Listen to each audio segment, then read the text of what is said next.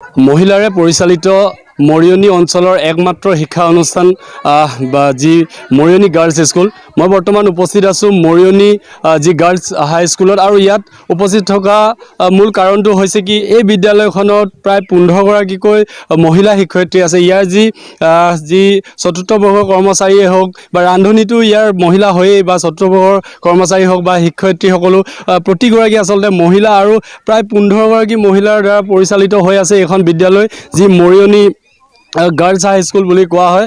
আৰু দেখা গৈছে, মোৰ কেমেৰা পাৰ্চনে সমগ্ৰ দৃশ্য দেখুৱাইছে, এইসকলেই আচলতে এইখন বিদ্যালয়ৰ যি শিক্ষয়িত্ৰী, যিসকলে আজি কিছুদিনৰ পৰা ধৰি মৰিয়নিত এই যিখন বিদ্যালয় ইয়াত পৰিচালনা কৰি আহিছে, কিন্তু তেওঁলোকে অতি সুন্দৰভাৱে আচলতে পৰিচালনা কৰি অহা পৰিলক্ষিত হৈছে।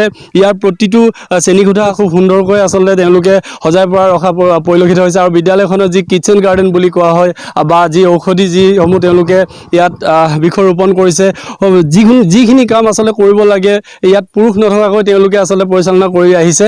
আৰু মই ইয়াৰ যিসকল শিক্ষয়িত্ৰী তেখেতসকলৰ পৰা পোনপটীয়াকৈ জানিবলৈ চেষ্টা কৰিম, আচলতে তেখেতসকলৰ মনোভাৱ জানিবলৈ চেষ্টা কৰিম, তেখেতসকলে কেনেধৰণে আচলতে এইখন বিদ্যালয় ইমান সুন্দৰকৈ পৰিচালনা কৰি আহিছে। আৰু শেহতীয়াকৈ দেখা গৈছে যি PM শ্ৰী যি ভাৰত চৰকাৰৰ এই যি অধীনতো তেওঁলোকৰ এই বিদ্যালয়খন বৰ্তমান অন্তৰ্ভুক্ত হৈছে। মই এগৰাকী শিক্ষয়িত্ৰীৰ পৰা প্ৰথমতে জানিবলৈ চেষ্টা কৰিম, কি ক'ব আপোনালোকৰ এই বিদ্যালয়খন 15গৰাকীকৈ মহিলা শিক্ষয়িত্ৰী আছে, আৰু আপোনালোকে খুব সুন্দৰকৈ পৰিচালনা কৰি আহিছে। কোনোবা দিশত আপোনালোকৰ অনুভৱ হয় নেকি যে পুৰুষ নাই, আমি কেনেকৈ চলাম, কি কথা তেনেকৈ, বা যিখিনি অফিচিয়েল হওক বা আন কামখিনি কৰোঁতে অসুবিধাৰ সন্মুখীন হয় নেকি? প্ৰথমতে মই আপোনালোকলৈ আমাৰ বিদ্যালয়লৈ অহাৰ কাৰণে ধন্যবাদ জ্ঞাপন কৰিছোঁ। আচলতে আমাৰ বিদ্যালয়খনত আমি সকলো কৰ্মচাৰী মহিলা যদিও আমি বিদ্যালয়খন পৰিচালনা কৰাৰ ক্ষেত্ৰত কোনো ধৰণৰ অসুবিধাৰ সন্মুখীন হোৱা নাই। প্ৰথম কথা, আমাৰ বিদ্যালয়ৰ প্ৰধান শিক্ষয়িত্ৰী ববিনা তাঁতী বাইদেৱে বিদ্যালয়খন ইমান ধুনীয়াকৈ পৰিচালনা কৰিছে, আৰু আমাক তেওঁ প্ৰত্যেকটো দিশত আমাৰ সুবিধাখিনিক তেওঁ প্ৰত্যেকটো চকু দিছে। তেওঁ প্ৰথমতে কাৰ্যকাল হাতত লৈ বিদ্যালয়খনৰ সকলো ফালৰ পৰা গছ বন লোৱাৰ পৰা, কিটচেন গাৰ্ডেন কৰাৰ পৰা, বিদ্যালয়খন চাফ চিকুণ কৰাৰ পৰা, বিদ্যালয়খনৰ ছাত্ৰ ছাত্ৰীৰ শ্ৰেণীকোঠা পৰিষ্কাৰ পৰিচ্ছন্নকৈ ৰখা, বিদ্যালয়ত থকা বেঞ্চ ডেস্ক যিখিনি আমাৰ অভাৱ আছিলে, আমাৰ লাইব্ৰেৰী এটাৰ অভাৱ আছিলে, কিতাপ পত্ৰৰ অভাৱ আছিলে, তেওঁ সকলোখিনি বৰ ধুনীয়াকৈ নিয়াৰিকৈ পৰিচালনা কৰিছে, সকলোখিনি তেওঁ তদাৰক কৰিছে। আৰু চবতছে ডাঙৰ কথা হৈছে, আমাৰ বিদ্যালয়ক তেওঁ PM শ্ৰী অনুমোদন যিটো লাভ কৰিছে সেইটো তেওঁ আনিবলৈ সক্ষম হৈছে। আৰু কৰ্মচাৰীসকলে যাতে কোনো ক্ষেত্ৰতে অসুবিধা নাপায়, যিহেতু আমি মহিলা কৰ্মচাৰী, আমাৰ দুই এটা অসুবিধা থাকে কেতিয়াবা, সেই সকলোখিনি অসুবিধাও তেওঁ আমাক ইমান সমিলমিলেৰে আমাক কৰিবলৈ সহায় কৰি দিছে, আৰু সেইখিনি ক্ষেত্ৰত আমি বাইদেউৰ ওচৰত কৃতজ্ঞ আৰু তেওঁ ধন্যবাদৰ পাত্ৰ।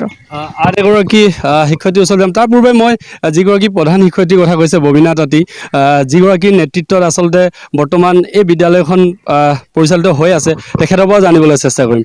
আপুনি যেতিয়া দায়িত্ব লাভ কৰিছিল, কেনে অনুভৱ হৈছিল যে কোনো পুৰুষ নাথাকিব?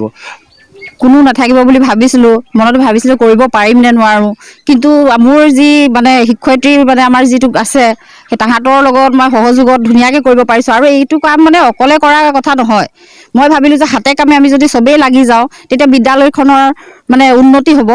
আৰু যিহেতু চৰকাৰৰ অনুদান চব স্কুলতে পায়, আমি সেই অনুদানখিনি ধুনীয়াকৈ ব্যৱহাৰ কৰিব পাৰিছোঁ। আৰু তাৰ কাৰণে মই মোৰ শিক্ষয়িত্ৰী, মোৰ গোটেই কৰ্মচাৰীখিনিক মই ধন্যবাদ জনাইছোঁ, আৰু মোৰ লগত তেখেতসকলে চবেই সহযোগ কৰে। আন এগৰাকী আছে, যিটো কথা কয় যে মহিলা পুৰুষতকৈ কোনো গুণে কম নহয়, আৰু দেখা গৈছে মৰিয়নিত কেইবাখনো বিদ্যালয় আছে, আৰু তাৰ মাজতে কিন্তু উল্লেখনীয় বিদ্যালয় হৈ পৰিছে আপোনালোকৰ এই বালিকা বিদ্যালয়। কি ক'ব, কেনে অনুভৱ হয়?